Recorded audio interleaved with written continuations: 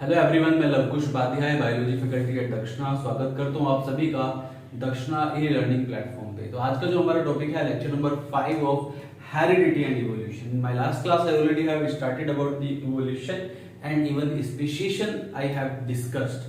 Today I am going to discuss about the another important terms related to the evolution. There are several evidences of evolution. As I already told you in my last lecture कि evolution क्या है? This is the evidence based story. ये पूरी तरीके से एक evidence based story है. यहाँ पे कोई भी fact नहीं है. ये पूरी तरीके से evidence के हिसाब से ही evolution पूरा topic जो है वो study किया जाता है, उसको समझा जाता है, उसको जाना जाता है. तो this is completely evidence based story. ठीक है. So today I am going to discuss about some evidences of evolution. तो इवोल्यूशन के ऐसे ही कुछ एविडेंसेस हैं जो कि आज मैं डिस्कस करने जा रहा हूं विद यू. तो यहाँ पे जैसा कि मैं बता चुका था आपको लास्ट क्लास में, कुछ एविडेंसेस के बारे में डिस्कस भी मैं कर चुका था. तो ऐसा ही सबसे पहला जो evidence that I am going to discuss today that you called analogous organ.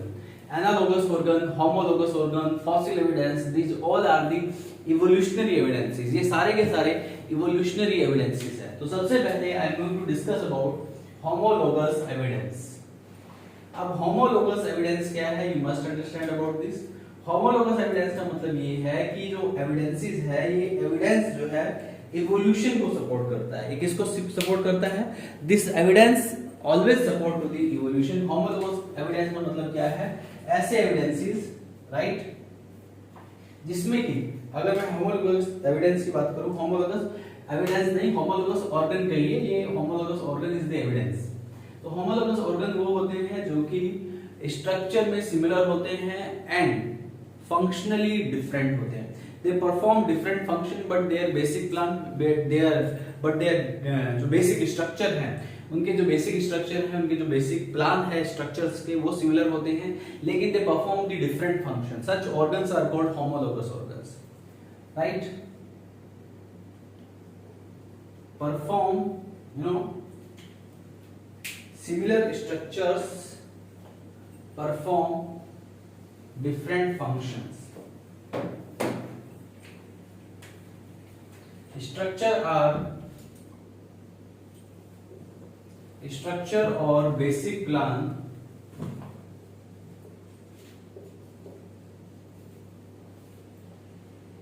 are similar but functions are different. मतलब स्ट्रक्चर्स तो सेम है, बेसिक प्लान सेम है, लेकिन फंक्शंस डिफरेंट हो जाते हैं. स्ट्रक्चर और the basic plans are similar but the functions are different. That you called homologous organ. अब होमोलोगस ऑर्गन के यहाँ पे कुछ एग्जांपल्स हैं, जैसे कि there are several examples of homologous organ, जैसे कि लिम्स इन मैमल्स. मैमल्स के जो लिम्स होते हैं, जैसे कि मैं विंग्स ऑफ बैट की बात करूं, या मैं लिम्स ऑफ लायन या टाइगर की बात करूं, या फिर मैं लिम्स ऑफ ह्यूमन बीइंग की बात करूं, सबके फंक्शंस अलग अलग हैं लेकिन बेसिक स्ट्रक्चर सेम है. सबके पास humerus, radius, ulna, carpals, metacarpals, phalanges, ये सेम बेसिक स्ट्रक्चर है. लिम्स के स्ट्रक्चर सेम है लेकिन दे परफॉर्म डिफरेंट फंक्शंस. तो इसका सबसे बेस्ट एग्जांपल है limbs of mammals. Limbs of mammals में आप एक एग्जांपल लिख सकते हैं, जैसे कि wings of bat and hand of human. इनके बेसिक स्ट्रक्चर, इनके जो बेसिक प्लान है, इनके जो इंटरनल स्ट्रक्चर है, वो सेम टाइप के बोन से बने हैं. हम एक्सटर्नल स्ट्रक्चर की बात नहीं कर रहे हैं, सो डोंट बी कंफ्यूज. तो जो इंटरनल स्ट्रक्चर है वो सेम पैटर्न में है लेकिन इनके फंक्शन डिफरेंट है. जैसे कि विंग्स ऑफ बैट का काम क्या है, क्या रोल प्ले करता है? That helps in flying. ऐसे ही हैंड ऑफ ह्यूमन क्या काम करता है? हैंडलिंग का काम करता है. तो फंक्शंस अलग हो गए लेकिन इनके स्ट्रक्चर सेम है, सिमिलर है. तो लिम्स ऑफ मैमल्स एक होमोलोगस ऑर्गन का एग्जांपल है. ऐसे एक दूसरा एग्जांपल हम और कंसीडर कर सकते हैं, tendrils in bougainvillea, राइट, है ना? And thorns in Cucurbita. इनका ओरिजिन सेम है। थॉर्न्स और टेंड्रिल हालांकि स्ट्रक्चर अलग होते हैं, लेकिन हम ओरिजिन की बात करें, ओरिजिन सेम है लेकिन फंक्शन अलग हो जाते हैं। Thorns of Cucurbita and tendrils of bougainvillea, तो ये भी होमोलोगस ऑर्गन्स के एग्जांपल में आते हैं। So this is about homologous organ, जो कि इवोल्यूशन को इंडिकेट करता है। ये इंडिकेट करता है कि ह्यूमन और बैट जैसी स्पीसीज किसी कॉमन एंसेस्टर से इवॉल्व हुई है, राइट, क्योंकि उनके जो इंटरनल स्ट्रक्चर है, उनके जो बेसिक प्लान है वो सिमिलर है। इसके बाद जो दूसरा हमारा ऑर्गन है वो है analogous organ. Next is analogous organs. अभी जो एनालोगस ऑर्गन्स है ये क्या है, ये क्या रोल प्ले करते हैं, you must understand about this. Next है एनालोगस ऑर्गन्स। ध्यान दीजिए,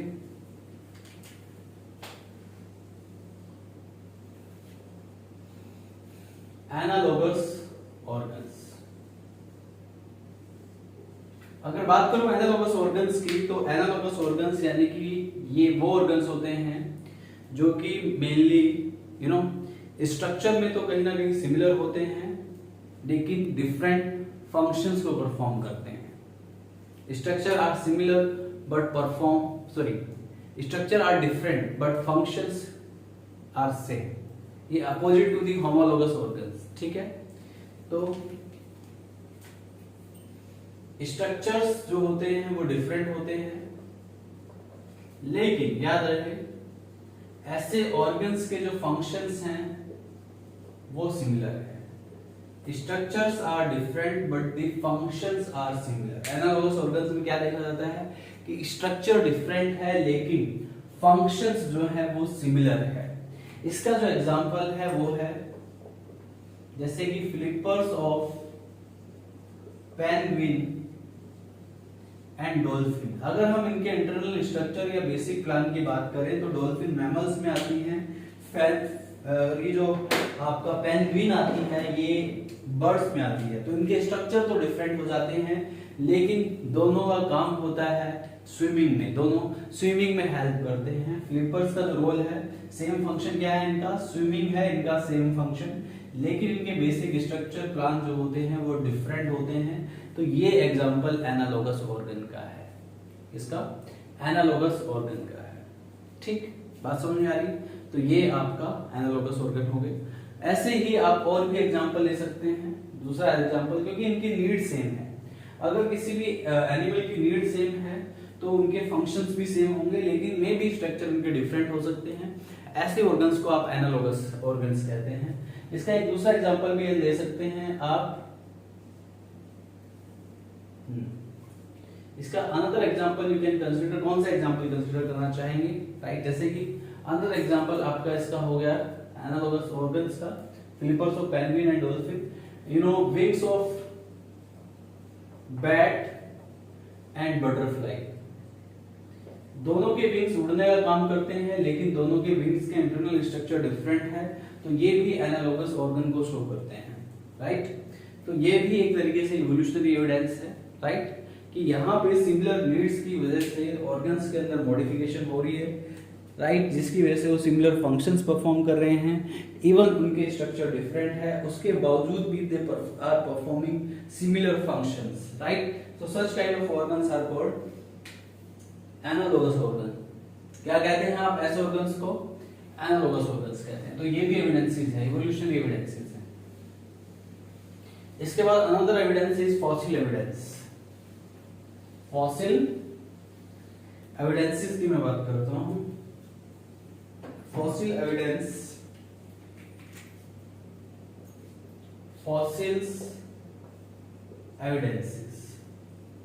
फॉसिल एविडेंसेस हैं, इनको आप पैलेंटोलॉजिकल एविडेंस भी कहते हैं। क्या कहते हैं? Palaeontological evidence. तो ये जो फॉसिल्स एविडेंस है या फिर ये कहिए जो पैलेंटोलॉजिकल एविडेंस है, राइट, यहाँ पे जो फॉसिल्स है, यहाँ पे जो पैलेंटोलॉजिकल एविडेंस है। फॉसिल्स क्या होते हैं? फॉसिल्स आर दी प्रिजर्व्ड, ये बेबी किसी जो पास्ट ऑर्गेनिज्म है, impression of past organism. Simply we can say fossils जो होते हैं इंप्रेशन ऑफ पास्ट ऑर्गेनिज्म। जो भी पास्ट ऑर्गेनिज्म रहे हैं उनके इंप्रेशंस जो कि प्रिजर्व हो जाते हैं उन्हें आप फॉसिल्स कहते हैं। तो fossils are the right impressions of these are impressions of past organisms। तो जो पास्ट ऑर्गेनिजम्स हैं उनके जो इंप्रेशंस हैं उन्हें आप फॉसिल्स कहते हैं। तो the impressions of past organisms that is called fossils and these impressions may be the hard body parts, ये हार्ड बॉडी पार्ट्स हो सकते हैं, and may be the complete body, पूरी की पूरी बॉडी भी कभी कभी प्रिजर्व हो जाती है, but majority of fossils are hard body parts. ये जो हार्ड बॉडी पार्ट्स होते हैं जो कि फॉसिलाइज्ड होते हैं, इसमें जैसे कि आपका आ गया टीथ, टस्क, एलिफेंट टस्क जैसे कि, ठीक है, सेल, बॉडी की जो सेल होती है, बोन्स, ठीक है, कार्टिलेज, ये सब हार्ड बॉडी पार्ट है और ये आसानी से रॉक्स में प्रिजर्व कर जाते हैं। तो a majority of body parts or a majority of fossils right are present in the rocks. These are preserved in the rocks. Majority of fossils are preserved into the rocks. ये point याद रखिएगा। Palaeontological evidence भी आप fossil evidence को बोलते हैं। एक point और लिखिएगा यहाँ पे, right. Majority of fossils are preserved in the rocks. Majority of fossils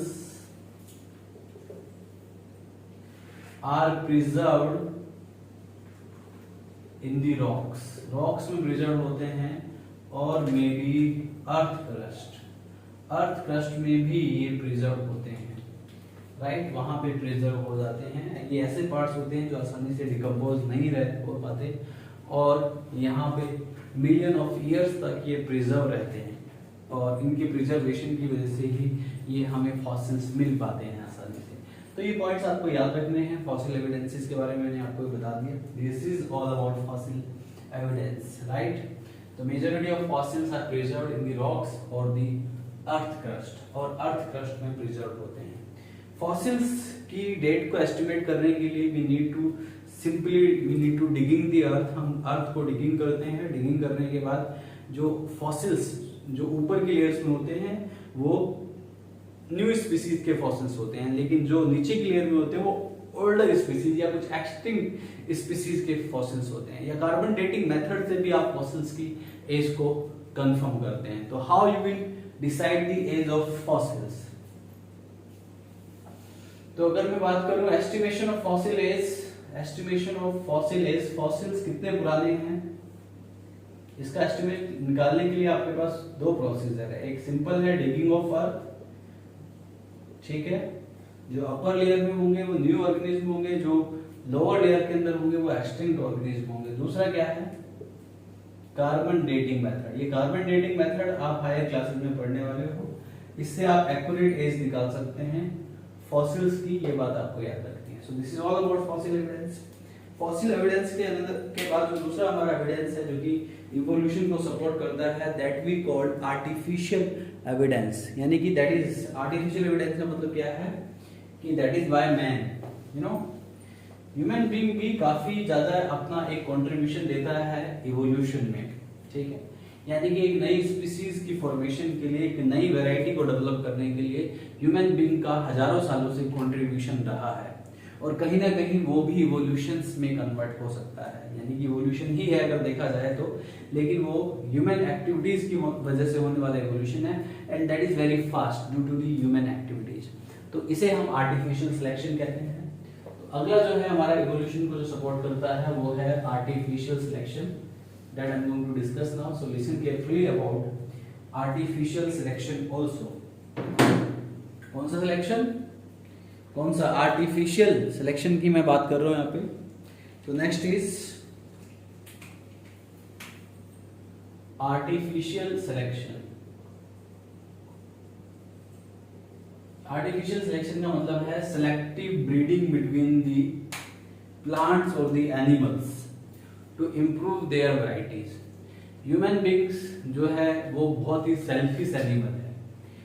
अपनी डिमांड को पूरा करने के लिए राइट, वो एक्सप्लॉइट करता है प्लांट्स को, वो एक्सप्लॉइट करता है अदर एनिमल्स को, और उनकी इम्प्रूव वैरायटीज को डेवलप करने के लिए वो उनके बीच में अपने हिसाब से, अपनी डिजायर के हिसाब से क्रॉसिंग कराता है, that you called selective breeding.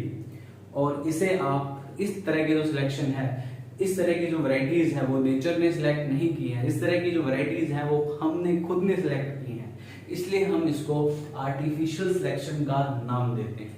तो आर्टिफिशियल सिलेक्शन क्या है? This is the selective breeding between the animals or plants carried by man। तो ये जो है सिलेक्टिव ब्रीडिंग है, बिटवीन एनिमल्स है और बिटवीन प्लांट्स है, जो कि मैन कैरी करता है, ये मैन मेड रिजल्ट्स हैं, ठीक है, राइट। पर्पज क्या है इस आर्टिफिशियल सिलेक्शन का? Right, to improve the varieties, varieties को इम्प्रूव करने के लिए हम आर्टिफिशियल सिलेक्शन करते हैं। आर्टिफिशियल सिलेक्शन का सबसे बेस्ट एग्जांपल है यहाँ पे, जैसे कि पहले एक प्लांट पाया जाता है, अभी भी पाया जाता है, wild mustard. Right, wild mustard, this is the natural plant. ये एक वाइल्ड मस्टर्ड है जो कि एक नेचुरल प्लांट है, ये नेचर के अंदर एग्जिस्ट करता है, लेकिन आर्टिफिशियल सिलेक्शन की वजह से, सिलेक्टिव ब्रीडिंग की वजह से इस आर्टिफिशियल मस्टर्ड से हमने काफी सारी वैरायटीज डेवलप कर ली है। जैसे कि हमने कैबेज, आपने देखा होगा मार्केट में आप जाते हैं वेजिटेबल्स खरीदने के लिए तो आपको कैबेज भी दिखाई देती हैं, और आपने रेड कैबेज भी देखी होगी, रेड कैबेज भी। ये सारी की सारी जो वैरायटी है आर्टिफिशियल सिलेक्शन है, हमारे एफर्ट से डेवलप हुई हैं। इसकी जो नेचुरल वैरायटी है वो है wild mustard, but we develop the cabbage, red cabbage, cauliflower भी इसी में आती है। आपने देखा होगा कॉल रबी, ये भी इसी में आती है। सब्जियों की वैरायटी है जो कॉमन, यानी कि इससे इवॉल्व हुई है, राइट। केल, तो ये सब वैरायटीज हैं जो कि एग्जाम्पल है, जो कि इवॉल्व हुए हैं, जो कि आर्टिफिशियल सिलेक्शन का एग्जाम्पल है। ऐसे और भी एग्जाम्पल्स हैं आर्टिफिशियल सिलेक्शन के, जैसे कि डोमेस्टिकेटेड डॉग। जितने भी डोमेस्टिकेटेड एनिमल्स हैं सब आर्टिफिशियल सिलेक्शन का ही रिजल्ट है। डोमेस्टिकेटेड एनिमल्स में एग्जाम्पल्स आ गया, डॉग आ गया, काउ आ गई, बफेलो आ गई। There are different varieties of cow, different varieties of buffalo, different varieties, different breed of dogs. तो काउ, बफेलो, डॉग्स, हॉर्स की, इन एनिमल्स की डिफरेंट ब्रीड्स हैं। ये सभी डोमेस्टिकेटेड एनिमल्स हैं। ये जितनी भी ब्रीड्स हमें दिखाई देती हैं, ये सारी की सारी ब्रीड्स हमने इनको डोमेस्टिकेटेड किया है ह्यूमन एफर्ट्स की वजह से, आर्टिफिशियल सिलेक्शन की वजह से हमने इन सारी ब्रीड्स को डेवलप किया है, राइट। तो इन सारी ब्रीड्स को डेवलप करने के पीछे जो सबसे बड़ा हाथ है वो है ह्यूमन बीइंग का। हमने सिलेक्टिव ब्रीडिंग करके, आर्टिफिशियल सिलेक्शन करके इतनी सारी डिफरेंट वैरायटीज को, इतनी सारी डिफरेंट ब्रीड्स को डेवलप किया है। एंड ये जो आर्टिफिशियल सिलेक्शन है, अगर हम इतनी सारी वैरायटीज, इतनी सारी ब्रीड्स को डेवलप कर रहे हैं, प्लांट्स की ब्रीड को डेवलप कर रहे हैं, एनिमल्स की ब्रीड को डेवलप कर रहे हैं, इतनी सारी वैरायटीज हम डेवलप कर रहे हैं, इसका जो सबसे बड़ा पर्पज है वो क्या है? इससे क्या होगा कि नए कैरेक्टर्स डेवलप होंगे सिलेक्टिव ब्रीडिंग की वजह से, और नए कैरेक्टर की वजह से हमें यहाँ पे नई तरह की वैरायटीज दिखाई देंगी, और that will be results to evolution.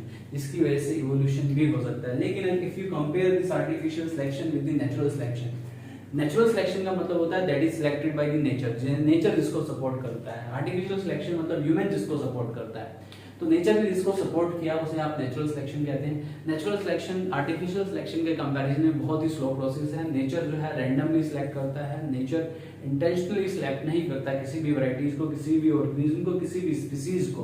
तो वो बहुत ही ग्रेजुअल, बहुत ही स्लो प्रोसेस हो जाता है। लेकिन आर्टिफिशियल सिलेक्शन की बात करें तो ये एक इंटेंशनल प्रोसेस है। इसमें हम सिलेक्टिव ब्रीडिंग करते हैं, हम अपनी डिजायर के हिसाब से कैरेक्टर को सिलेक्ट करते हैं, डिजायरेबल कैरेक्टर के हिसाब से हम क्रॉसिंग कराते हैं, और different varieties, different breeds of animals जिसको भी हम इस्तेमाल करते हैं, डोमेस्टिकेटेड एनिमल्स है या डोमेस्टिकेटेड क्रॉप्स हैं, वो सब की सब जो रिजल्ट है वो आर्टिफिशियल सिलेक्शन की वजह से ही है। तो ये इतने सारे चेंजेस हमने शॉर्ट टाइम ड्यूरेशन में डेवलप किए हैं just because of human efforts, right. Nature इस काम को बहुत लंबा, मिलियन ऑफ ईयर्स लगा देता है नेचर इस वर्क को करने के लिए, लेकिन हमने कुछ हंड्रेड्स ऑफ ईयर्स, इवन कुछ डिकेड्स में ही नई नई वैरायटीज डेवलप कर दी है। तो ये हमारा भी इवोल्यूशन में बहुत बड़ा एक तरीके से देखा जाए तो कंट्रीब्यूशन हो गया। So this is all about the evidences of evolution, right.